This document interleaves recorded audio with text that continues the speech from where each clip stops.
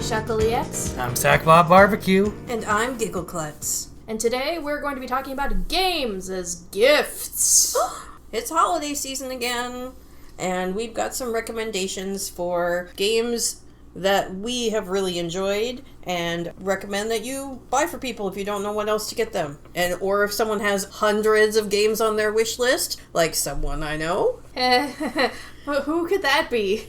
This will give you something to look for on the list, and then make a little bit more informed choice, and still have it be a surprise. Yeah, and who knows, maybe the person you're giving a gift is you. Ooh, yes! Self-care for the win, right? Video games for everyone!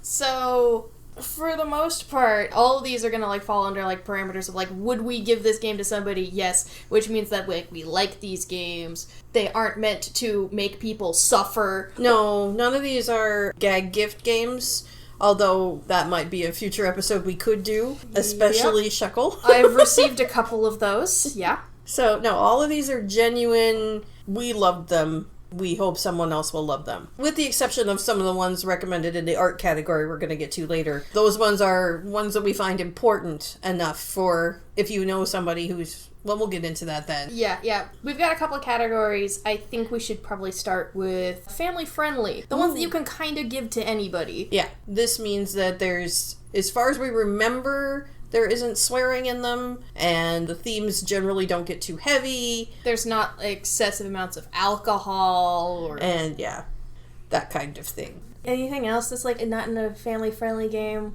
The spilling of quote-unquote ketchup everywhere.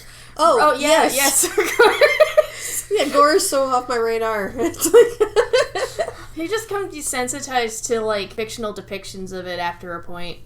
Well, then I don't seek it. I'm not really into horror games. I don't play shooters. So... Yeah, the worst parts about gore is, the smell, honestly, and you don't get that in a video game, so... Thank goodness. I'm not ready for smell-o-vision. I'm not. No. As much as everybody's oh, it'd be wonderful. No. No, it wouldn't. People would make it horrible faster than they would ever make it wonderful. Fart jokes have a whole new meaning now. No. Anyway, games as gifts. Games as gifts. Family friendly. What do we got on our list there? So, we've put Frog Detective on here. We just put out an episode on this game series. And honestly, $5, pretty good stocking stuffer kind of game. Oh, absolutely. Frog Detective all the way. Mm-hmm. For our full thoughts on that, go watch our episode. I could say that about many things on this list. Yeah, I mean, if you want greater detail, go and look at one of our other episodes and just go through the beginning, because all the episodes will have at least a brief description and review before they get into spoilers, even if it is a deep dive discussion, with the exception of one game. Yeah. Spoilers, it's Outer Wilds. We'll get to that. We will. Then we've also got Chance of Sonar, which, it's got more tension in it than Frog Detective does, but as in, it's got, stealth sections. That's the tension. Yeah, tension. Yeah, it does have more tension in it. You know, there are points where you're not sure who you should trust, and you're not sure what's going on. And it's family friendly. It's not for little kids. Unless they're kids who like school. I'm putting quotation marks around my face. You can't see it, but, they like school, or code breaking and that kind of thing. So it's not for every kid, but it should be fine for any age person who's into that kind of thing. Language translation, that sort of thing. It's literally what Chance of Sonar is all about. I could really see some kids enjoying replacing words with random stuff. So it's just yeah, some kids. I've been replaying Chance of Sonar, and I've been having fun doing that myself. What word did you change to butt? Nothing. Nothing. But weapons were pointy sticks. And plants were leafy boys, and it's just fun. You can translate it however you want, and I'm in the garden right now, and all this stuff is really, I wrote everything out grandiose. My magnificence! Rather than me, so... Yeah, I'm cracking myself up doing it, and it's all fine. But anyway, there's lots of potential for joy in that. But anyway, as far as a gift goes, it's a really fun puzzle game. It's beautiful. I've enjoyed playing it every time I've played it. Yeah, highly recommend for a puzzle-loving people of all ages. Well, language puzzle loving, so. Yeah, it's definitely, like, fits comfortably in a family-friendly category to me, but it's like, yeah, it gets into a bit of art too, and that's cool. Oh, yeah. And then we've also got on here Chicory, which I have not played. It's on my to-play list. And it's family-friendly. That doesn't mean it's easy. Like, the boss battles can be really hard.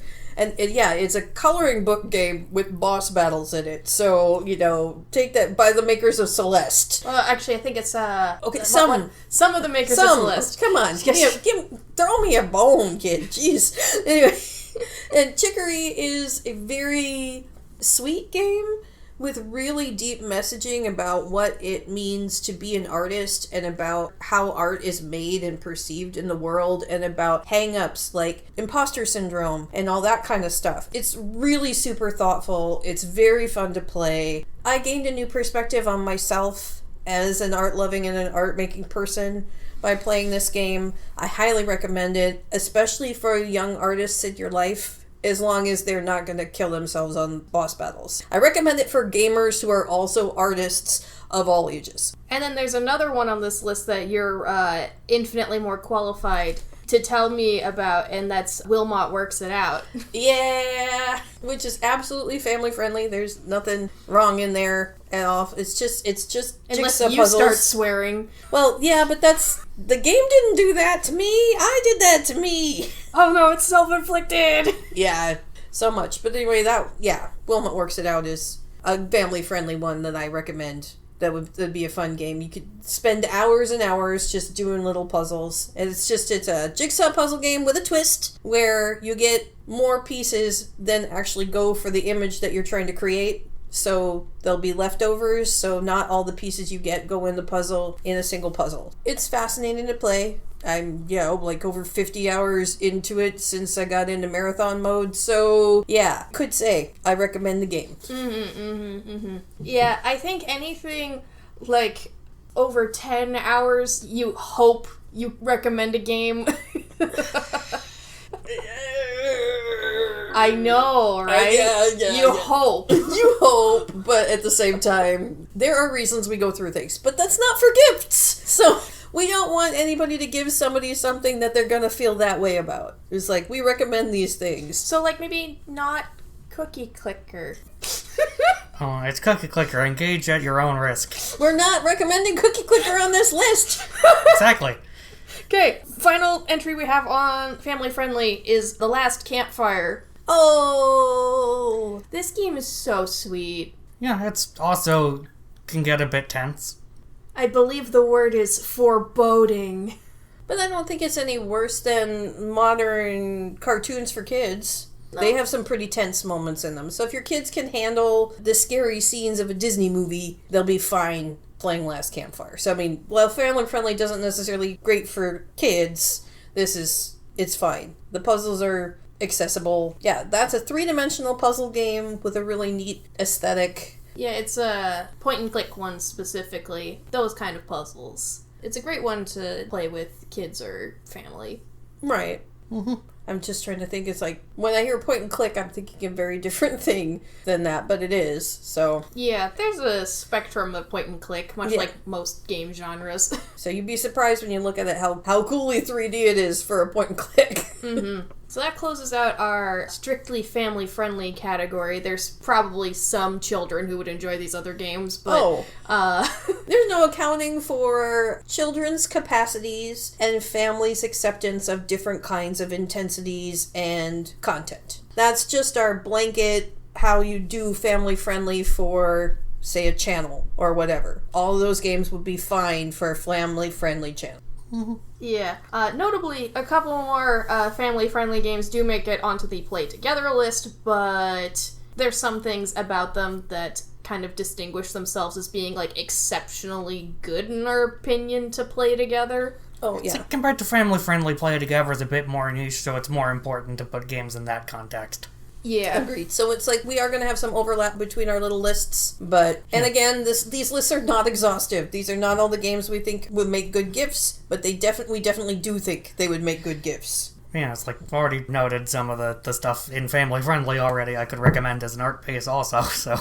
Yeah, exactly. So, speaking of that, play together. New topic! Play together! Play together. These are games that we're like, these are good if you want to play how collaborative multiplayer plays, where multiple people looking at the game at the same time and providing input. Notably, Frog Detective is also on this list. We had so much fun playing Frog Detective together, I can't even tell you.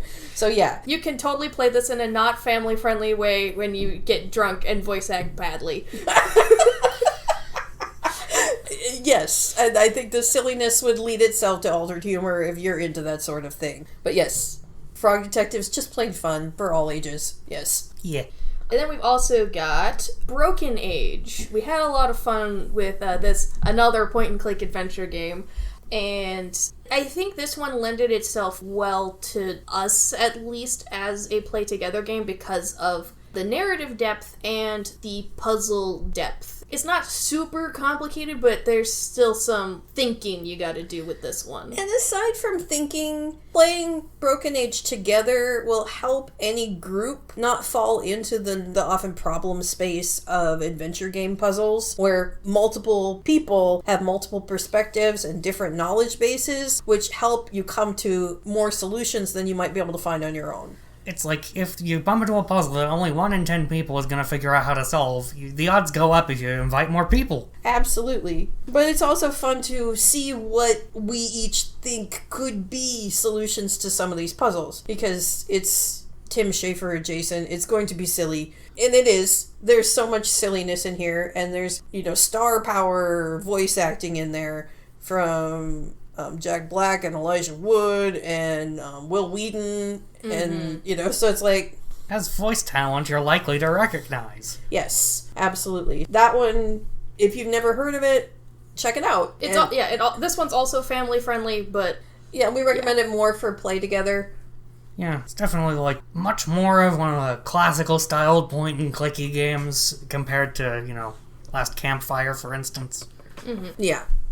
So next on the list, we've got Don't Escape 4. Oh, yes. It's like, and I love doing these lists for you guys, because we recommend these for gifts because we smile when we talk about these games.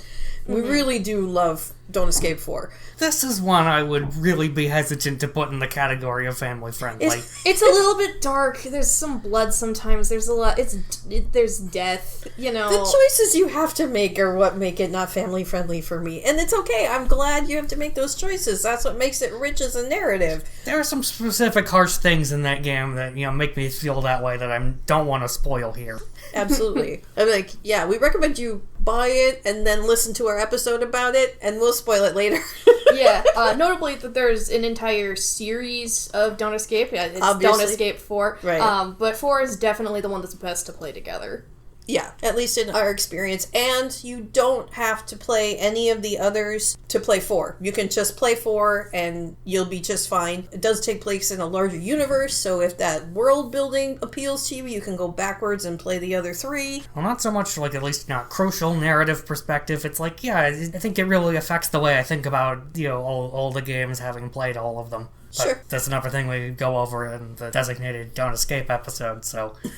Yeah, well, there's so much stuff in here that is just hey, we did a whole episode on this one. Yeah, we did a lot. If you want any more detail on these games, just search on the channel. Yes, pretty much. A lot of these already have their own episode because we love them. We love the game. We want other people to share in the joy of this stuff. So this one's for... Most of these games we're picking, unless we say otherwise, are adventure or puzzle because those are kind of our jam, especially together. Yeah. Next on the list, we have Tiny Room Stories Town Mystery. And I think this one, is a bit harder of a sell for, a knownness. It's a really obscure game. A lot of people have played it just because it was visible on mobile. Yeah.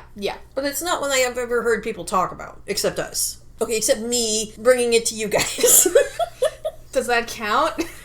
Well, okay. All I'll say is, it might have, made its rounds as a mobile game. I've only played it on PC, and it's it holds up real good there. Yeah, it's another one you could consider point-and-click adventure, but it's also definitely, a puzzle game, and it's definitely, a diorama. It's interesting. It's its own little thing. It is its own little thing, and That's an interesting approach to being a 3D game, which I appreciate. So, to sum all that up for people who have never played or heard of the game, it's Tiny Room Stories Town Mystery, and it is a diorama puzzle game where you play a detective trying to figure out what happened kind of to everyone. So yeah, there is a town, and it is empty, and that is the mystery. And you solve all the puzzles by going from tiny room to tiny room, and then each room you're in, you can rotate. Yeah. Like, these are some of the kind of puzzles that you would find in, like, escape rooms, but you're not actually escaping. Yeah. Like, so it's kind of taking inspiration from those kind of games. Or utilizing the same engine. Yeah. As that. But anyway, it's a point-and-click puzzle, and it's got a weird story, but it's got a richness of puzzles that are very detective-themed. They're not just all over the place for a silly joke, but also might include a joke or two occasionally. And there are jokes in the game. They're just not necessarily puzzle solutions, which I appreciate. Yeah, it's like being able to flush the toilet as much as you want. You know, like that's the sort of thing that you're like, no consequences, let's go. You can even click on the toilet paper and the toilet paper will roll down or roll back up.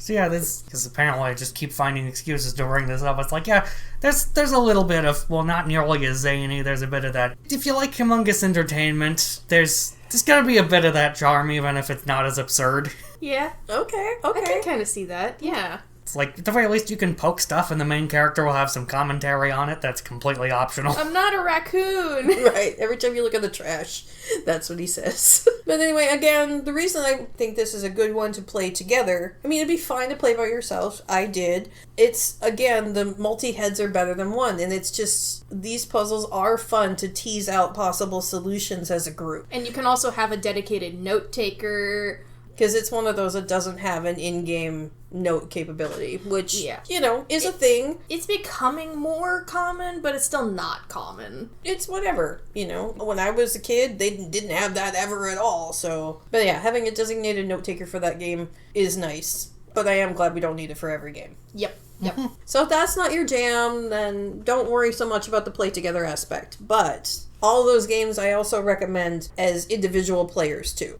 But those ones definitely were fun for us to play together, and we can imagine other people playing them together like we do and having a lot of fun too. Mm-hmm. Yeah. So, are we ready to move on to the art category? Sure, let's do art. So starting off the art category, the one that nobody is surprised by if you're familiar with our channel in your periphery, Outer Wilds. If you haven't forced your friends to play Outer Wilds yet, here is your reminder to do so. It's my favorite space archaeology game that I'm not allowed to talk about, except for on my podcast. Yeah. The first rule of Outer Wilds, don't talk about Outer Wilds. Spoilers are forbidden. I'm really surprised I hadn't heard the Outer Wilds Fight Club meme before. You hadn't heard that? Oh my gosh. Okay, but anyway, yeah. So if you have played and you are dexterous enough to do a puzzle platformer, three-dimensional puzzle platformer. It definitely is. Don't believe anybody who says it's not. Oh yeah, no, it absolutely is. With some amazing mechanics, but it's not easy. This is not an easy game. I believe I might have said this in one of our previous Outer Wilds episodes. Says a lot that we have more than one. But yeah, one of the things to say about it, like, whether or not you're sort of up to play in the game is, are you prepared to pilot a spaceship? It's not like a full-on realistic space simulator, but it's still a relevant question. Specifically relevant question, because it's gonna feel like a spaceship when you're piloting it. It's exactly what I always imagined flying a spaceship would be like. For me, the controls were completely intuitive, so take what you will from that. And this is speaking as people who play on keyboard. Yeah, this is true. Yeah, played on the keyboard for sure. But anyway, Outer Wilds almost goes without saying. If someone hasn't played it and you know they're capable of playing it, maybe you buying it for them as a gift will be the push that they need to start playing it so you can talk to them about it. So yeah, absolutely. Thinking about, the control schemes, it's like, the game itself will recommend you play it with a game controller. It's like, there's some specific perks you end up with if you play it on keyboard. Yeah, there's pluses and minuses to both. Like, you can control your speed better on controller, but you have more pinpoint lookability. Like, your camera moves way better with mouse. This is relevant. You're just gonna have to trust. So the point is, if you don't have the controller, don't feel daunted. Right. And you may not understand why this is in the art category right away. You will. You will or you won't. It probably says more about your relationship to art than it does about whether or not the game is art. Anyway, highly recommend, of course. We don't put 8 episodes out and not recommend So a far. game. So far. Yeah. So Alright. anyway. Okay, so next on our art list is Slay the Princess. Oh, yeah. This is our first horror game on this list. It's got enough gore in it to It labels itself as a horror game. They remind you in the very beginning, this is a horror game. Mm-hmm. It's also a love story. And, the one thing that, quickly ends up going without saying is just that it's also very, very complicated. Yeah, I wouldn't have been surprised if this game also suffered from the Outer Wilds syndrome, but people just couldn't stop themselves with this one, talking about it. And this game is so big and varied, there's some... Good luck finding all the endings, for goodness sakes. Yeah, it's like the way spoilers will go down in this game. It's like, there's so much of it that spoiling everything is really difficult, and there's also just something that changes when you experience it for yourself. Yeah. So anyway, who is this game for? This game is for people who, well, one, are good with, they can handle gore, for one thing. Well, they can handle static images of gore. Yeah. It's like, there are drawings of gore. They're not photorealistic. They are drawings of gore. You also need to be able to handle some existential crisis-y kinds of things. Which you also need for Outer Wilds, so if you... She got shushed. Anyway. Yeah, I know, it can be very existentially difficult when you just love that game and you can't talk to anyone about it. Yeah, that's exactly it. Anyway, Slay the Princess is a much lower bar to entry. Yeah. It's not mechanically difficult at all. It's literally just menu choices. Yeah, you select text options that pop up on the screen to make things happen. And then it's voice acted for you, so you just sit back and listen to all of the things that are happening with the deceptively simple concept of walking a path in the woods, go kill a princess. Yeah, your cabin in the woods, go kill a princess. Will you do it or not? And how will you do it or not? And what happens from there changes every time because choices matter. And in a way that if you haven't experienced it, what? Yes, you're not ready. You're just not ready, okay? And that's the joy. The joy is you're not ready. The game will surprise you. Things are going to happen that you didn't guess were going to happen. And that's not an everyday experience with media necessarily. So, yeah, it's kind of mystery. You don't know, what are you doing and why? What the hell?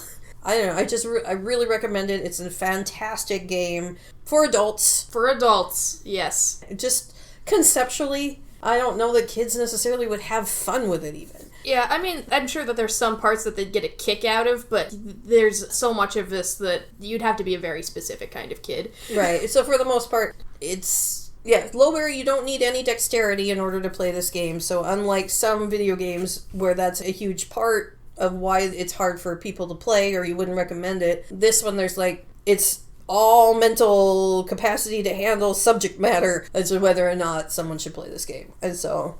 Any tense time pressure type things are, narrative exclusively. Yeah. So anyway. Next on the art list, we've got Mutazone. Oh, unlike Slay the Princess. yeah, this one is way more relaxed, way more chill, way more, social sim, kind of. I mean, there's not, a reputation score or anything, but it's a narrative game where you socialize with people. And it's been called a walking simulator soap opera. Yeah. But it's not like a telenovela soap opera. There's not people shouting and screaming at each other. Oh no, my husband is dead and pregnant. Anyway, it's a point and click, very, I would say, gentle adventure that still has a very rich and deep story to it, and it's a mood. I mean, Mutazone is just a mood, and I'm trying to think of who I would recommend it for. But, someone who needs... there's a lot of, cozy gamers who like feel like they're often just supposed to just keep playing farming sims. Oh. So give this game to them. Yes. Because this is definitely a cozy experience, but it's not a farming sim. Oh, no. And it's not a romance sim. It's not a... It's a lot... It's a lot of things that I wish there was more of. And, notably it does have gardening, so that might either be a sticking point or an extra point of transition, depending. It does have a gardening mechanic, yeah. It's worth noting, definitely, it still, fits into cozy for the most part. It does have its dark moments. Oh, yeah. Yeah. But, it's a story with an actual story, so... Yeah, I just want to make sure, do not be under any illusion that... It's all gentle all the time.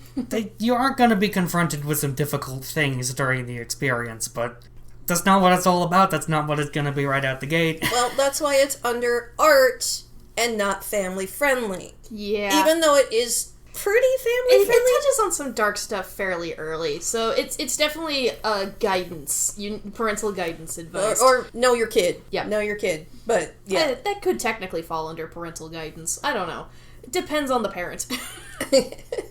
So this next one is another one that I think it should not be family friendly, is the Beginner's Guide. Oh. This is... Okay, you know those moments in shows where you're, like, secondhand embarrassment jokes? This is, like, not a joke, though. It's just, like, a secondhand embarrassment simulator. Yeah, but I wouldn't completely... Don't distill it down to just that, because it's so much more. But it is an art piece. Let's call it that more than a game. It's more art-focused than game-focused. It's on a spectrum, and this is not for everybody. If you want to give this to somebody, give it to somebody who probably likes film, but, probably someone who reads. I'm just like... It's not a game you play to have a good time. It is a game you play to have a rich experience you might not have been able to have any other way. Yeah, as I've said about it in the past, it's the least fun game I'm really glad I've played. So this is a game that we think you give as a gift because some people might not get it for themselves, but they might get something out of it. Well, yeah. Or they're really into that kind of stuff. Mm-hmm. It's a game you could give to your friend that drags you to the art gallery. That kind of thing. Yeah. So anyway, it's not... I mean, we still smile when we're thinking about it, too, because it is such a rich experience. Not for everybody, but... It's rich. It's definitely got the depth. And it is one of those that you might not play if somebody doesn't buy it for you, so... Yeah, it's like I smile because of how thoughtful it is and all the stuff it's given me to think about, and I'm crying on the inside because it's the Beginner's Guide. Alright, passing the baton to you, it's time to talk about Happy Game. Oh, okay. Yes, okay, so for your people who are fine with gore and are okay with horror narratives, but it's not like horror's happening to you. It's not like first-person horror. You're watching something horrible happen on your screen to somebody else, for sure. Yes, they are your player character, but it's definitely not happening to you. I say that because it's like, I'm not into that kind of first-person horror very much. This is something that bridges the gap, though, and Happy Game is an art game, in my opinion. It's more art than it is anything else, but it also is a horror point-and-click puzzle game. And you know how this family loves point-and-click puzzle games. Well, I specifically am very into those. Because, I'm older. That's my foundation was those. That's my comfort place for video games. And yeah, you're a kid going through totally different areas of whole new horrors. Trying to get your toys back from them being stolen, I think, by a nightmare. I'm trying to remember how that all goes. But anyway, I found the puzzles really interesting. I found the aesthetics and they take the images of childhood and twist them. And the line from, I think it's Blink-182 song. It's like, I'm just a kid and life is a nightmare. Yeah, that. It takes that whole thing and it really uses kind of and I've talked about this before in much greater detail. Let's remember to summarize why you think it's a good gift. Why is it a good gift? It's a good gift because, again, it might not be something that your horror fan would ever pick up because it looks too cutesy. Mm-hmm. Or also a horror accepting art fan might be able to pick up on all the metaphor that's in it. It's just really rich without any words, too, which is rare. There aren't a lot of things that are that rich without any word. It's stimulating in a way that art is, and I don't think enough people know about it, and I think it deserves a place. So if you have a horror-loving, art-accepting friend who plays video games, Happy Game might be right up their alley.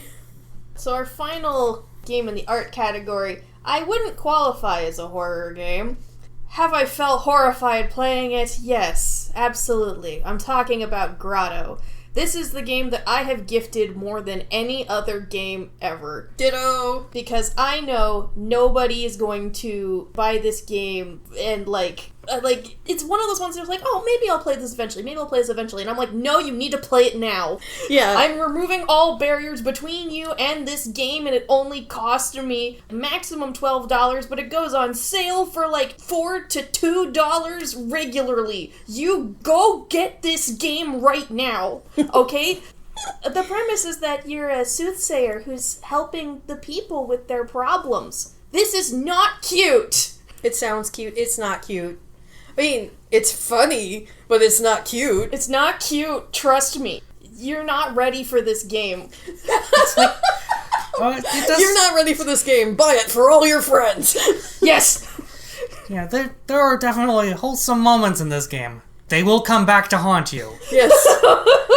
Oh my gosh. And that whole choices matter thing. This is one that I feel like you get the most out of playing it.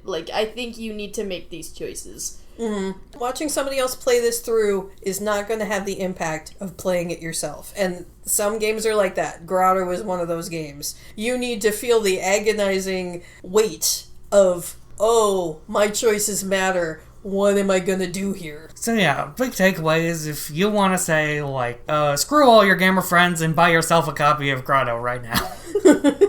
Kinda, yeah. It's like a 50-50 chance as to if it's on sale. Kinda, yeah. If it's not on sale right now, just wait, But it's worth it. It's worth it. It's worth 100%. Yeah. I've never played another game like this. Everybody has that one game that you're like, this is the shit. Nothing else is going to scratch this itch. For me, that's Grotto. It definitely has eaten a place into your brain, that is for sure. Yes. But anyway, yes, as far as the pinnacle of our art category, play Grotto and then buy it for your friends. Once you play it yourself, you will understand why it's a gift and why people should play it. You will have a new relationship to culture when you're done playing this game. Not any specific culture, the concept. Of the culture. Concept of culture, yeah. It's just, yeah. There's a reason why I played this game and then immediately went to our family game night and went, hey, Sackbot, you're playing this game next. Because, Giggle Klutz watched me play it, and I'm glad that this was the one that you decided to stop in to watch. You don't stop in to watch most of them. But then, this one, you just stayed the entire time. Well, once you're in, you're not leaving. No! What's gonna happen next? Oh my god! It's yeah, we're not gonna spoil any of it for you. It's just, So yes, art. There's lots of art to be had in video games. You've got choices for cozy people and horror buffs and space explorers and everyone. And everyone needs to play this game right now. No, all the adults need to play this game right now. Yeah, it's not family That's friendly. not for children, and it's not family friendly. No, one of the very first bits of dialogue in the game includes shit. There's a lot of swearing. There's a lot of swearing in this game.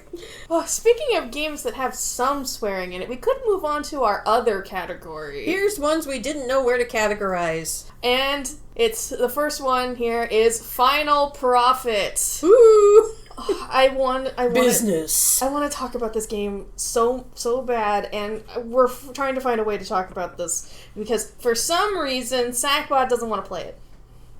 Not shame, but confusion. Basically, this is it's a shopkeeping sim and more. It's Final Profit. Shop RPG. Shop RPG is what it's called. And it's a shop sim on one level. I would highly recommend this to people who like exploring. There's a lot of exploring. Tons. There's just tons.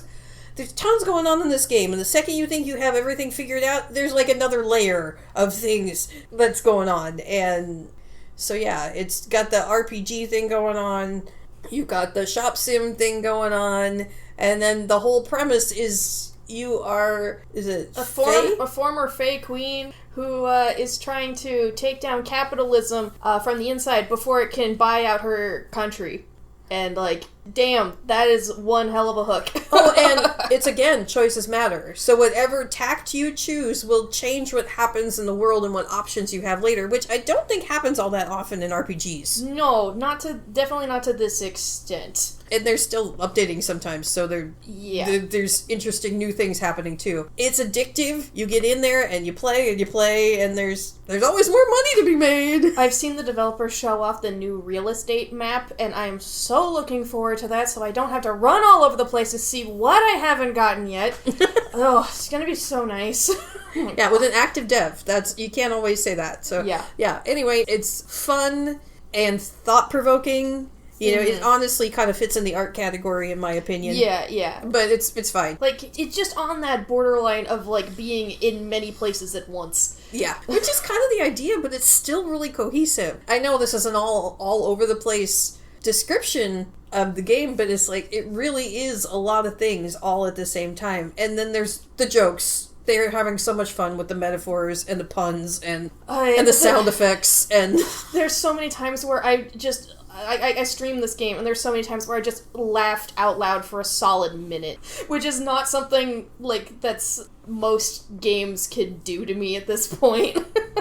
So anyway, it's a hoot. We definitely do recommend... I recommend it for people who like unconventional RPGs, who like comedy, who like exploring, who like thought-provoking experiences. Who like money? Who like money, who like birds. And apples? Sure. Or horses. I'd say like horses. And money? And money. Sure. Says the person who has not played it yet. Alright, next on the list of other is web fishing. Multiplayer games in and of themselves are like an experience that buying it as a gift for a person kind of signifies, I want to play this game with you. This is a $5 game that I think perfectly exemplifies the, will you play this game with me? If you don't know what web fishing is, you go fishing on the internet with people. And how hard is the fishing mechanic? So you have to mash click for this one, so like you reel in automatically, but like you hold down the button during the reeling process and have to spam click at certain checkpoints. I've never seen fishing done like this before, and I can't believe we're still finding new ways to fish. But I like this one. And go to Final Profit and fish, and you will see the most unique fishing mechanic ever. But I want you to witness it for yourself. Yes. So this is not Final Profit fishing, but definitely I liked this fishing experience. So at this point, like, creating a fishing experience that feels new to me is impressive. So good job. And I think this is a good gift to give if you want to play more games with your friends. Cool. I have not played. No. Well, alright. Maybe I'll buy both of you web fishing. Well, you know where to find me. I do. On Collab Now Multiplayer, where we play single-player games together. So, we've also got on here Strange Horticulture. It's been a while since I've played or thought about this game, but I remember my time playing it incredibly fondly. It's definitely a puzzle game, and it's definitely got a narrative to it. There's something that separates it from being, like, a play-together game, though. And it's, it's an identification puzzle game, which is underexplored as a genre. Absolutely, and I really did like that mechanic of the game. That's actually what enticed me to want to play it when I first heard about it, because I think I bought it the week it came out. Oh, yeah. I bought it right away because I'd never seen anything like that. A plant identification game with a storyline, and again, it's a choices matter kind of thing where there's multiple endings. You know, you'll have to play a few times to find all this stuff. Yeah, it's a good time. I 100%ed it. I enjoyed it a lot. Then again, I've been known to 100% things. Not everything, but yeah, we'll go over that. Some other time. Yeah. This is one of the games that we still need to get Sackbot to play. So yeah, there's a plant, and then you're like, what is this plant? And then you find out what the plant is, hopefully. Look at this plant! Isn't it great? Now, this could be deadly, or Tasty! it could help me find gold! Yeah. They have some really weird plant power in that game. But anyway, yeah, it's a plant identification mystery game. So yeah, it's a fun story and all that kind of stuff. So yeah, I'd call it creepy, friendly, cozy, actually. Yeah, it's not necessarily horror. It's got a grim aesthetic, though. Oh yeah. Yeah. It's got some quote-unquote or like hashtag spooky things in it, but... Yeah. But the way it's set up, where it is still images and everything, it's... I'm sorry, I'm not really scared by looking at a picture book. You know? It's just, yes, horrible things might happen in the story, depending on what ending you find yourself in. But yeah, anyway, so it's rich. And if you've never played it, I recommend it. If you have a friend that likes that kind of stuff... The final thing on the list that we have here is The Void Reigns Upon Her Heart, and this is another one that only I have played, but I have given this as a gift before, and this is the game you give to people who want a game that never ends. There's so much stuff to do in this game. If you send it to somebody who likes to 100% their games, you will never see them again. You will never see them again. There are so many achievements. Well, they also have to like bullet hells. They also have to like bullet hells, You yes. never mentioned that it's a bullet hell. I never mentioned that's a bullet hell. It's a pretty bullet hell. I love bullet hells, and this is one of the best ones I've ever played. It's just got like a cohesive design language. You don't have to mash the fire button to like, because it's also a shoot 'em up. It's a shoot 'em up bullet hell roguelike. Shuckle spews genres. So it's like, evidence suggests, evidence that I have seen that, this is a game that will go over real well with a specific sort of person, and I may or may not know at least one of those sorts of people. And this is another game that is being still developed. The dev is very active. There was a new boss added this week. And how many achievements so far are there available in this game? I forget now. I forget. Hundreds of them. Is it over 500 now? I believe. Oh, jeez. Why don't I remember now? Because I know I only have like 30 of them left. That's why, because you're so close to the end, you don't know how far you've come. But anyway, yeah, there are hundreds of achievements on this sucker. And so if you have an achievement hunter who likes bullet hells in your sphere of influence, and you need to keep them busy... Yep, this is the one. And you've had a lot of fun playing it. You've had a lot of fun. Your audience has had a lot of fun when you stream it. The community's great. I do have to say, though, you have to be okay with artistic nudity, even though there is an option to cover the artistic nudity with, quote, convenient mist. The game is entirely nude women. Oh. Yep. How did I never notice that about it? It's true. I believe you. I never thought one of my favorite games would just entirely contain nude lesbians, but here we are. Learn something new every day. See, now this has a whole new demographic. Anyway. Yes. If you like bullet hells, if you like games with lots of content, if you're gay, you will love The Void Reigns Upon Her Heart. Alright, so anyway, we hope this helps people if they have a gamer in their life and they don't know what to get them. I hope you got some suggestions out of this. If nothing else, Frog Detective's a pretty good bet. Frog Detective's a pretty good bet, and it's in like most people's price range. I hope so. So yeah, if you are inspired by this episode and decide to buy one of these games for someone, feel free to tell us how much they hated it. What? How about how much they liked it? Why do you want to know how much they hated it? Because he likes comments. Oh, is this rage baiting? Is this what rage baiting is? We can ask them to, well, like we said, it's certainly not an inclusive list. We could probably always think of more. These are just what we came up with for this episode. So let us know if you want to see another one of these next year. Or, what games you recommend that we either haven't been exposed to or we seem to have missed. Yeah, there's always going to be some falling through the cracks, so dig them up out of the cracks for us. Come on, audience. Do you want us to play them or not? No guarantees we're going to play anything. Anyway, thank you so much for listening. This has been Collab Not Multiplayer. I'm Giggleklutz. I'm Honeyshuckleex. And I'm Sagbot Barbecue. Bye. Bye. Bye.